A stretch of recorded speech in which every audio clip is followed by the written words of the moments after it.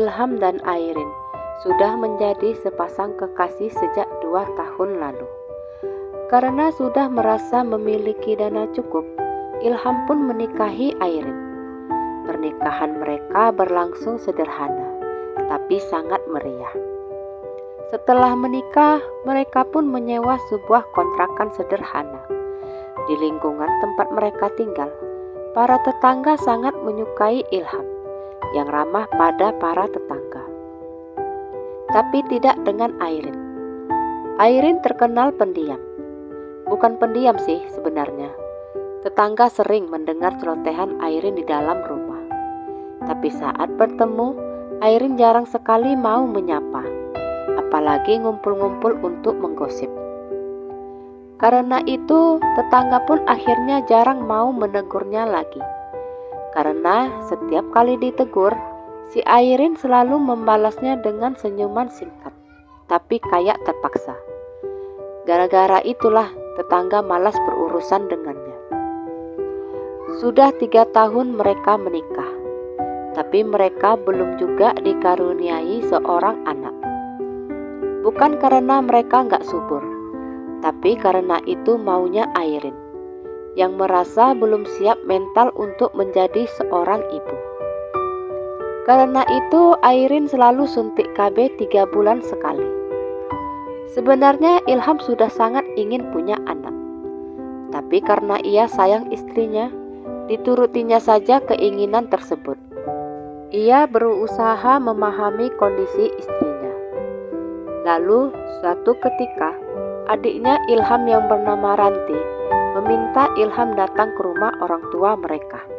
Ketika Ilham datang, Ranti mengadukan satu berita yang membuat Ilham syok berat. Ranti mengatakan, ia nggak sengaja melihat 2 sosok wanita yang sedang berangkulan mojok di salah satu sudut taman kota. Ranti merasa salah satu si wanita secara fisik mirip kakak iparnya, yaitu Airin. Ranti yang merasa penasaran mendatangi mereka berdua. Tapi sebelum Ranti mencapai mereka berdua sudah melarikan diri. Ranti berusaha mengejar, tapi dia kalah cepat. Mereka berdua pun berhasil lolos. Ilham marah mendengar cerita Ranti. Ranti seakan-akan sedang menuduh istrinya memiliki kelainan dengan menjalin hubungan sesama jenis. Ranti berusaha menjelaskan. Dia sendiri belum bisa memastikan apakah itu beneran kakak iparnya atau bukan. Tapi di sisi lain, Ranti merasa curiga. Kenapa kedua wanita itu malah kabur saat ia mencoba mendekati mereka?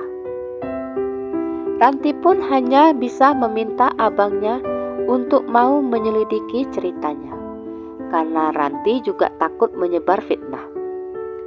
Ilham memikirkan dalam-dalam cerita adiknya.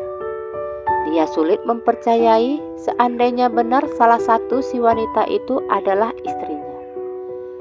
Tapi di hatinya yang paling dalam, ia mengakui hal itu bisa saja benar, mengingat istrinya yang belum ingin memiliki keturunan.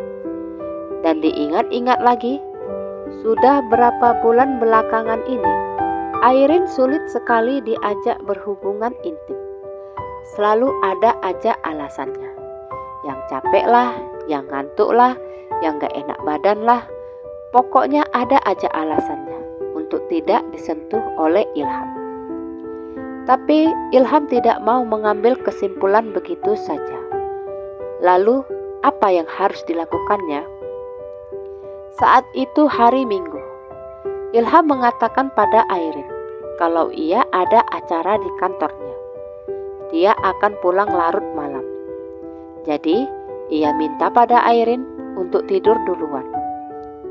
Airin pun mengangguk dalam diam. Ilham pun berangkat. Tapi baru beberapa menit, Ilham menuntun keretanya ke tempat agak tersembunyi. Lalu ia menunggu di sana. Sesuai perkiraannya, sekaligus ada rasa takut, Ilham melihat Airin yang sudah berdandan cantik keluar dari rumah. Airin menumpang sebuah taksi pergi ke suatu tempat. Ilham pun diam-diam mengikutinya. Setelah berjalan sekitar hampir setengah jam, taksi yang ditumpangi Airin berhenti di depan sebuah pondok penginapan. Jantung Ilham berdegup kencang. Siapa yang sedang dijumpai istrinya? Apakah istrinya sedang berselingkuh? Ilham melihat Airin mengeluarkan ponselnya, lalu menelpon seseorang. Tak lama Airin pun menutup telepon, lalu ia masuk ke dalam pondok tersebut. Ilham diam-diam mengikutinya. Airin mengetuk pintu sebuah kamar. Ilham melihat ada tangan terjulur keluar. Tangan tersebut membelai rambut Airin, lalu menggamit tangannya dan menarik tangan Airin ke dalam. Ilham merasa kesulitan bernapas. Sepertinya Airin memang sudah berselingkuh. Tetapi tangan itu jelas-jelas bukan tangan pria. Tangan itu lebih mirip tangan wanita. Ilham menunggu sekitar 10 menit. Airin tidak keluar. Ilham berusaha sabar. Ia pun mencoba menunggu 10 menit lagi. Lagi-lagi Airin belum keluar juga. Ilham habis kesabaran. Dia pun mendobrak pintu. Dan pemandangan yang ada di depan matanya benar-benar menghancurkan hatinya. Airin setengah polos, sedang bercumbu mesra dengan seorang wanita. Airin dan pasangannya terkejut melihat kehadiran Ilham. Mereka buru-buru memakai pakaian. Airin geragapan. Dia berusaha memberi penjelasan. Tapi Ilham menanggapinya dengan hanya berkata, "Ayo pulang, kita harus bicara." Airin dan Ilham pun pulang ke rumah. Di rumah lagi-lagi Airin nyerocos berusaha membela diri.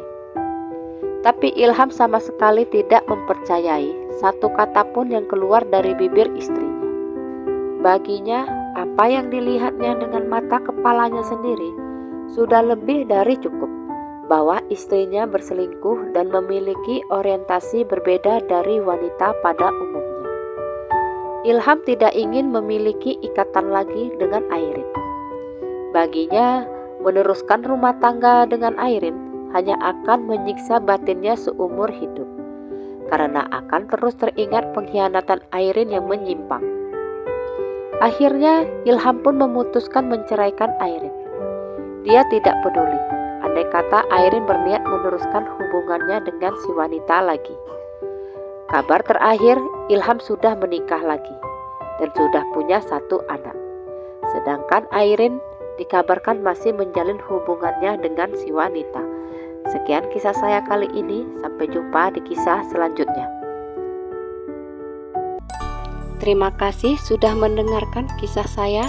Jangan lupa subscribe, like, komen, dan share ke media sosial yang Anda punya.